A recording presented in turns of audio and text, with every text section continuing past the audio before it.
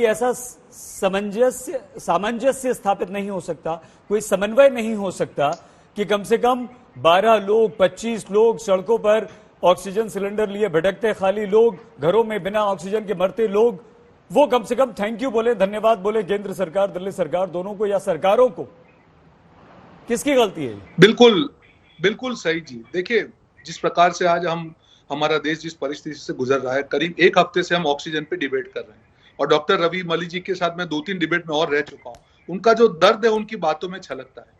एक ऐसा देश जो ऑक्सीजन का one of the biggest producer है, आज अगर उसमें यह हाल होता है और दो रूलिंग पार्टी के जो प्रवक्ता है एक दूसरे के ऊपर दोषारोपण कर रहा है, मुझे लगता है उससे बड़ी शर्म की बात कोई नहीं हो सकती है। जब गलती होती है उसका स्वीकार करना चाहिए, तो जनता माफ भी कर देगी।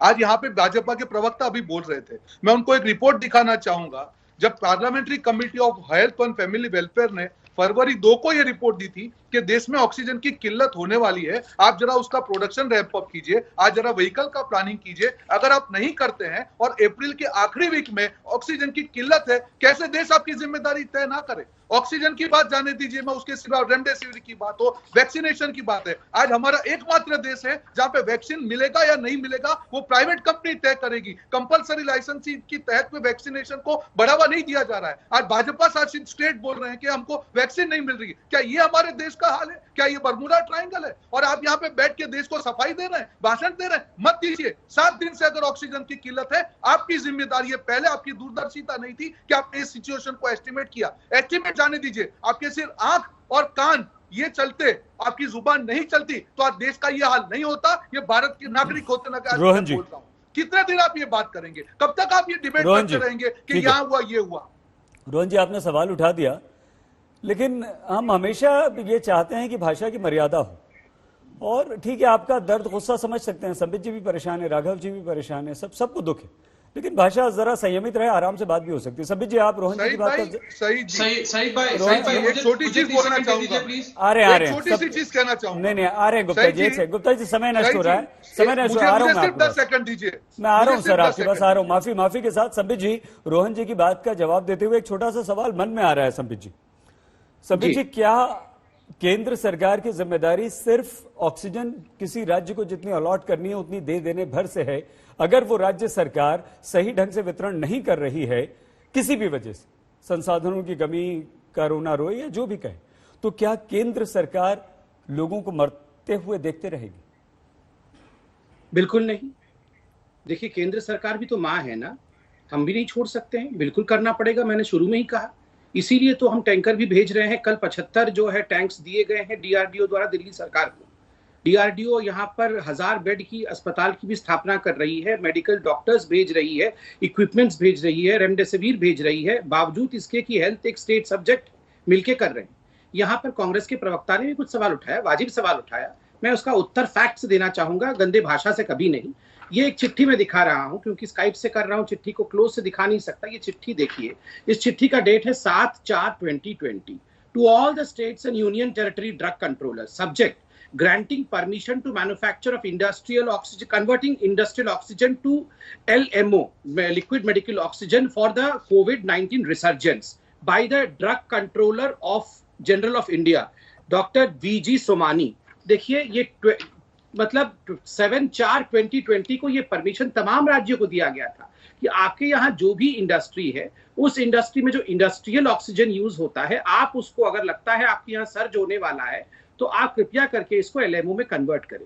कुछ राज्यों ने किया है, कुछ राज्यों ने नहीं किया है। करने वालों में वो नॉन बीजेपी राज्य भी है और बीजेपी राज्य भी है। केरल ने किया है, उड़ीसा ने किया है, बहुत सारे राज्यों ने नहीं किया है। तो मुझे लगता है इस प्रकार दोषारोपण नहीं होना चाहिए। हेल्थ एक स्टेट सब्जेक्ट है, मगर जो आपने कहा सईद भाई कि हमें हाथ बढ़ाकर मदद करनी होगी, अगर राज्य कहीं ना कहीं फॉल्टर कर रहे हैं, हम बिल्कुल प्रस्तुत है, हम लड़ना नहीं चाहते, बिल्कुल नहीं, हम मदद करना चाहते हैं। राघव जी, रोहन जी आते हैं। रोहन जी, आप जरूर आइएगा। राघव जी, छोटा सा सवाल आपसे भी है।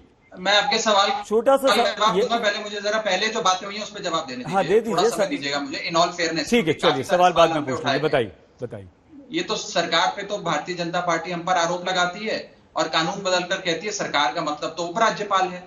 तो इनकी स्टेट सब्जेक्ट की जो राजनीति है, ये आप भी समझते हैं कि देश में डिजास्टर मैनेजमेंट एक्ट लगा है, केंद्र सरकार के पास सारी शक्तियां हैं किसी भी राज्य, चाहे बीजेपी के राज्य हो या कांग्रेस का या आम आदमी पार्टी का, किसी राज्य के पास कोई शक्ति नहीं है। ये कानून तहत आप जानते हैं, मैं जानता हूं। खैर, इस पे वाद विवाद में नहीं पड़ते। किसने कहा? मैं आज आपके सामने कुछ लाइनें पढ़ के सुनाना चाह रहा हूं, क्योंकि आपने भी अभी ये कहा कि आम आदमी पार्टी कह रही है हमें ऑक्सीजन नहीं मिल रही, केंद्र सरकार कह रही है कि हमने ऑक्सीजन दे दी। आज दिल्ली हाईकोर्ट के सामने जब ये मसला आया सईद भाई, और ध्यान से सुनिएगा, दिल्ली हाईकोर्ट ने कहा केंद्र सरकार को कि अब पानी सर के ऊपर जा चुका है, now the water has gone above our heads, enough is enough.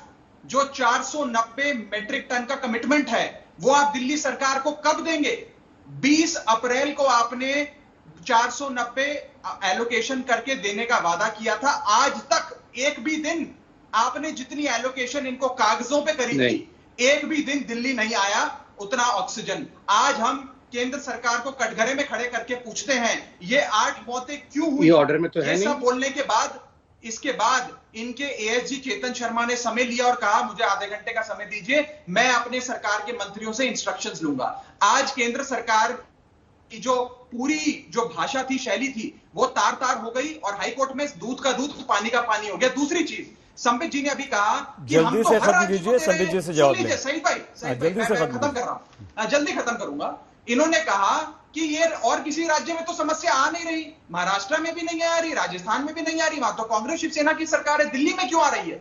इसका इस जवाब ये है कि मेरे हाथ में है ये चार्ट। इस चार्ट में लिखा है कि किस राज्य ने कितनी ऑक्सीजन मांगी और किस राज्य को कितनी ऑक्सीजन मिली। 18, बस एक वाक्य, 18 राज्यों ने ऑक्सीजन की मांग रखी केंद्र सरकार के सामने। सुन लीजिए, रोकिए नहीं, रोकिए नहीं, खत्म कीजिए, खत्म कीजिए। 18 राज्यों ने, सईद भाई, 18 राज्यों ने केंद्र सरकार के सामने ऑक्सीजन की मांग रखी। उसमें से 17 राज्यों को जितनी मांग रखी उतनी ऑक्सीजन मिली और कुछ केसेस में ज्यादा मिली अपनी मांग से। केवल एक राज्य को, उस एक राज्य को ऑक्सीजन नहीं मिली सईद भाई, उस अभागे राज्य संबित जी, दिल्ली।